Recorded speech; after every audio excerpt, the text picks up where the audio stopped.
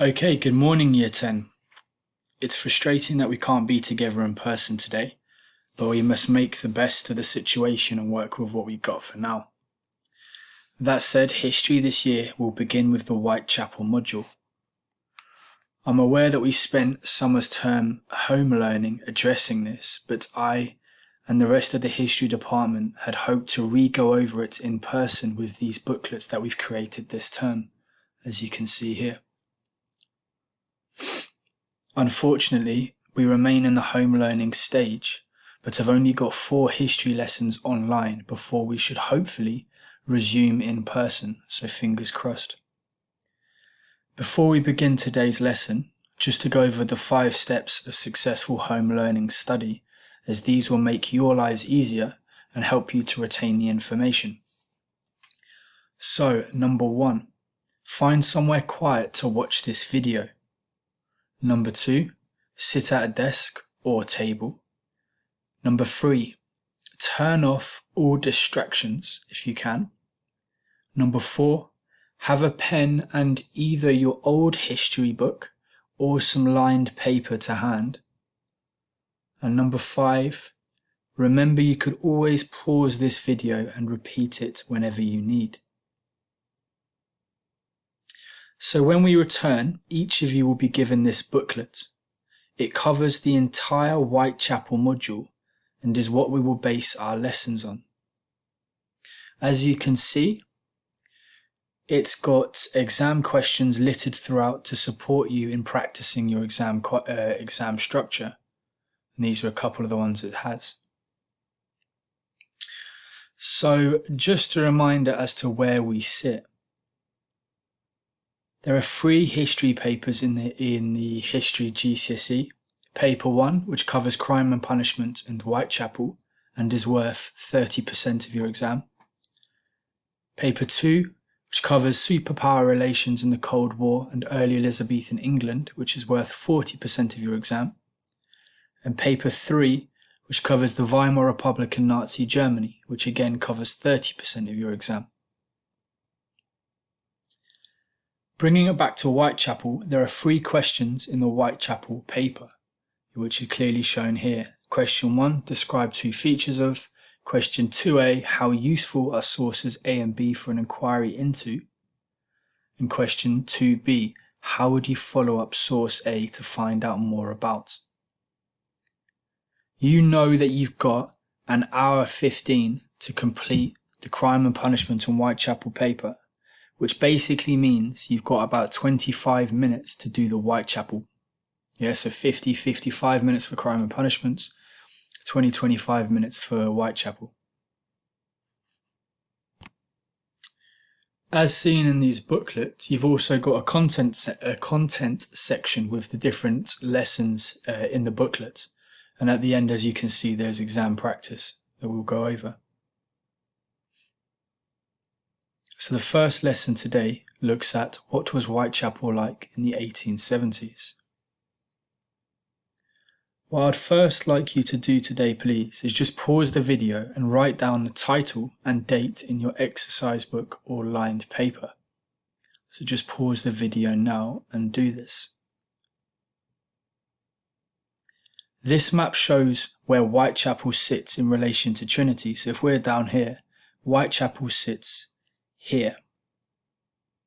It sits immediately to the east of the City of London and sits in the borough of Tower Hamlets, near Bethnal Green and Brick Lane, etc., if you know those places. So just to begin connecting yourselves with the area that we're going to study, I would like you to pause the video and jot down a couple of ideas as to what you already know of Whitechapel and the East End of London, both today and in the period of our study in the latter part of the Victorian years. So just pause the video now and jot down some ideas.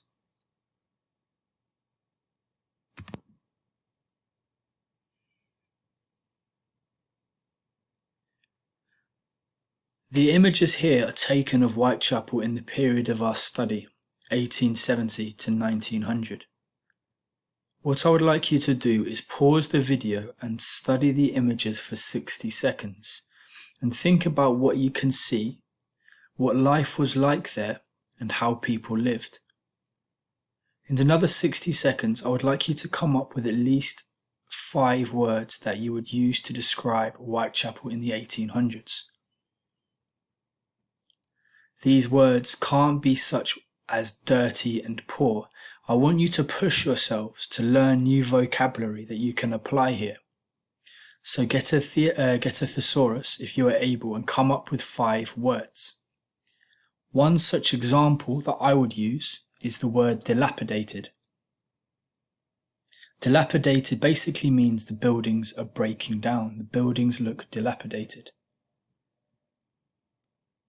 So pause the video now, have a look at the images, and again pause the video now and come up with 5 words that you would use to describe Whitechapel in this time period and push yourselves with your new vocabulary.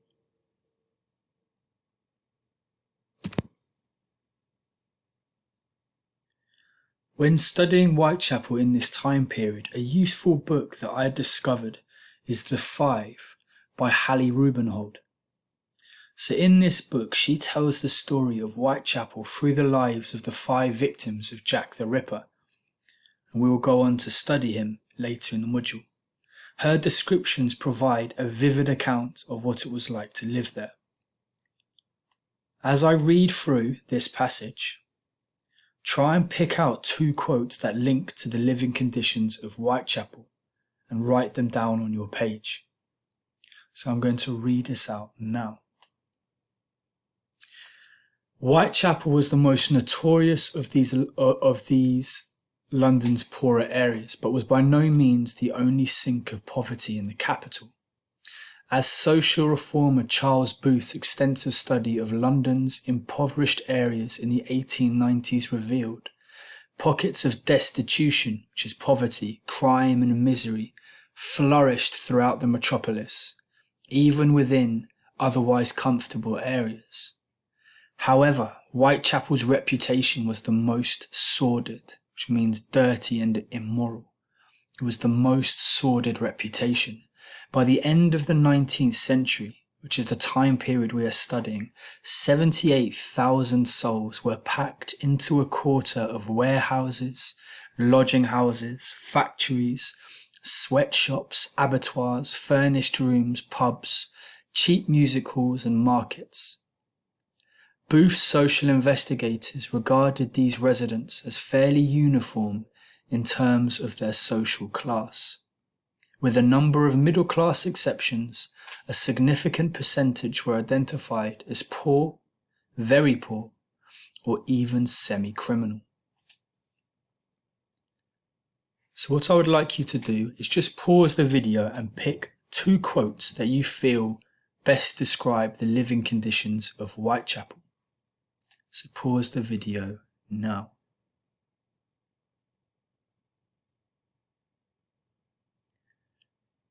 When you have done this, just taking it back to this line, Booth's social investigators regarded these residents as fairly uniform in terms of their social class. Can you put that another way? Basically, what does it mean? Pause the video and have a think about that for 60 seconds and write down another way you could interpret those words. What I would now want you to do, using this kind of passage from the 5, is to pause the video and draw an image of what you think Whitechapel is like in this time. So give yourself maybe 3 minutes to do this. Try and draw an image of what Whitechapel is like using this passage. Pause the video now.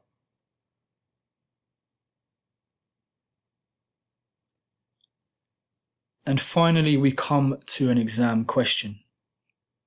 So we know in the Whitechapel paper, question 1 always begins with describe 2 features of ... And in this instance, it is life in Whitechapel. So when we have a question like this, it's worth 4 marks. We have to describe 2 features of.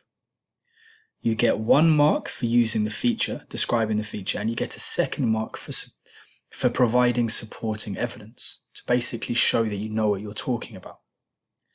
So for example, here, feature 1, I may put one feature of life in Whitechapel was the overcrowding. That's my 1 mark, it's a feature. Now I need supporting evidence, and I can say, we know this as 78,000 people were packed into small spaces of warehouses and lodging houses. We know this from this passage. I would like you to do the 2nd feature. So pause the video now and give yourself a couple minutes to write down the 2nd feature. And remember, you can rewind the video to find this text here. Or you can pause it now, I suppose. So pause the video now. Once you have done this, you have completed your first lesson. But before we go, just have a think as to whether you paused the video when instructed and whether you utilize the rewind option. Because these are important tools to help you in your home learning, and something I want you to make the most of this over the next 4 lessons whilst we're out of school. If there are any questions, please do not hesitate to get in contact with me on Microsoft Teams. And I hope you and your families are all safe. I'm very much looking forward to seeing you next week. It's a shame I couldn't see you today, but I'll see you soon. And until then, stay safe. Many thanks, Mr. Tuton.